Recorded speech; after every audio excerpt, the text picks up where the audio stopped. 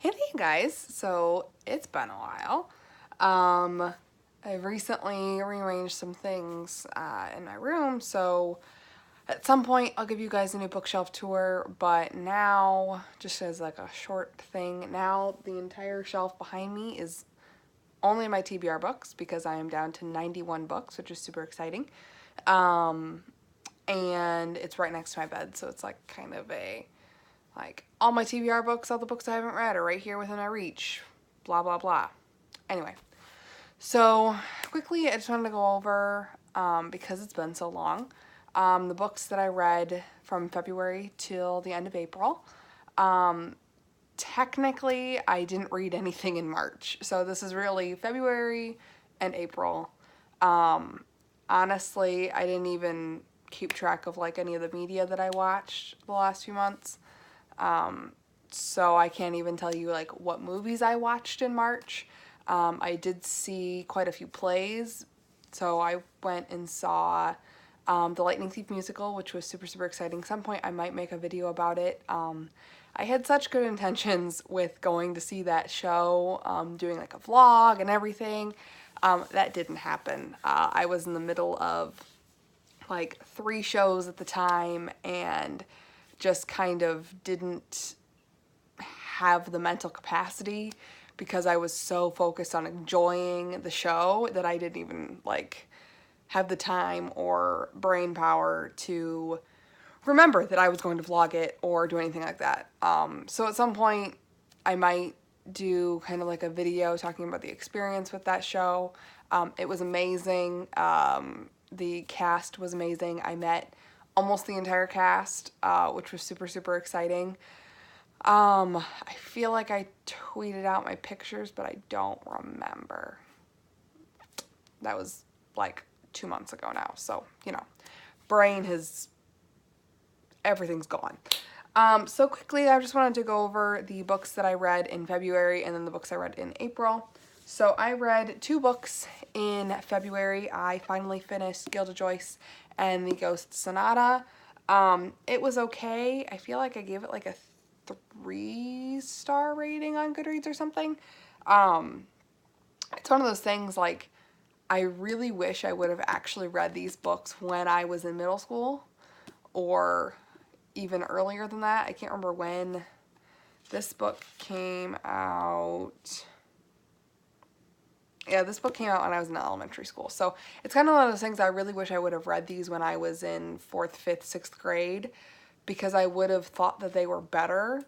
The entire synopsis of this story is, and this happens in the first like 2 chapters, 3 chapters. So if you're worried about spoilers for a book that came out 10 years ago, I won't give any spoilers. But basically, Gilda is a psychic investigator and can talk to ghosts and all that sort of stuff. So her friend wins this competition and becomes like one of the 4 people in the U.S. or within the state of Michigan, I think, because it also does take place in Michigan.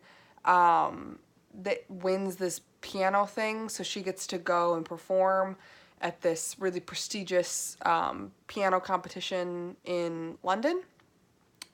So Gilda gets herself to go by telling her friend's piano teacher that she's the page turner for her, which means like if you have special permission and you need a page turner at this competition, that person can also travel for free. So her like parents didn't have to pay for it, which was good because she couldn't stand the fact that her also 12-year-old friend was going to London without her.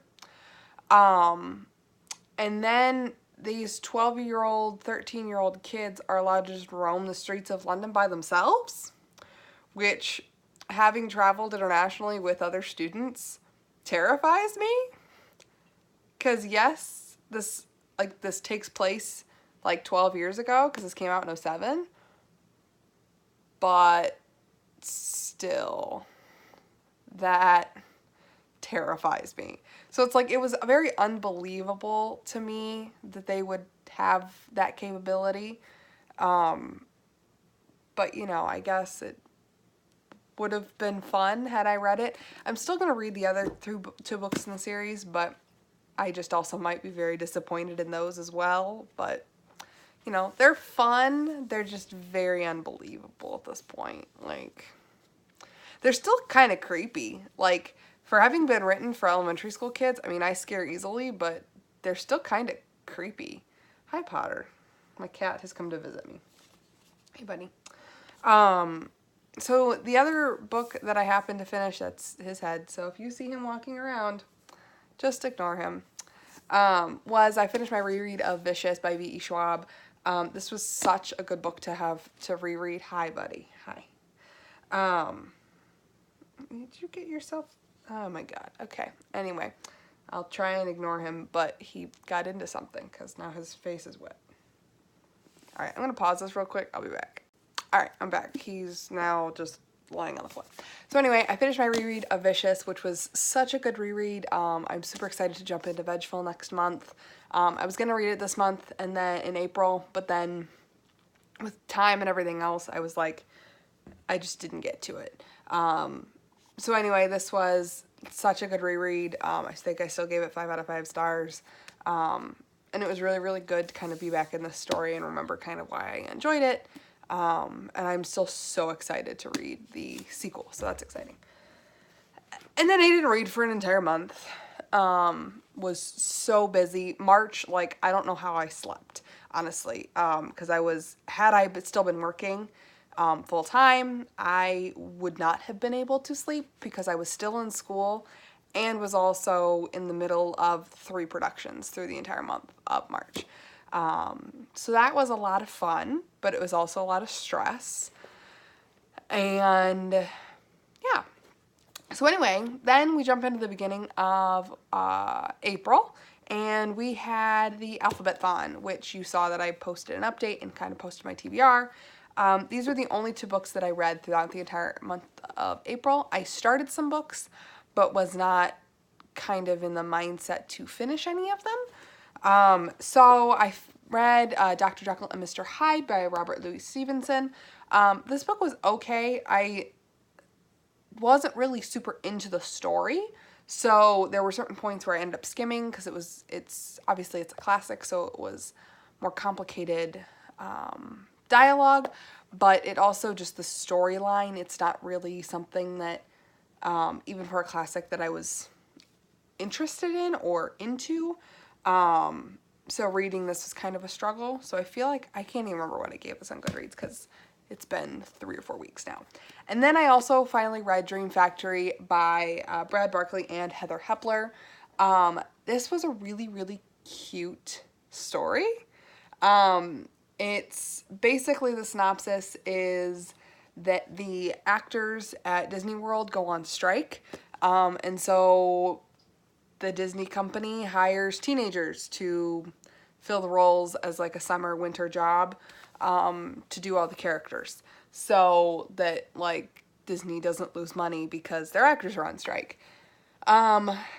So it was really cute. It's also a love story, and told in dual perspective, which is not something I was expecting, because I had forgotten what it was about when I started rereading it. So I Googled the synopsis again because I'm like, what am I even reading right now? Because it was dual perspective, and so I wasn't expecting that. But it was really cute. It was a really fast read. And yeah, I mean, it has a happy ending. So yeah, it was really cute. And it was kind of a nice pick-me-up to, after having read, Dr. Jekyll and Mr. Hyde. So it was kind of like a fun thing for me to read. So anyway, that is it for this video today, guys. If you have any questions for me or whatever, just leave them down in the comment section about kind of what I've been up to, videos you want me to make, that sort of thing. I'm about to film my TBR as well for May. So yeah, I guess that's it for this video today, and I'll see you guys all later. Bye!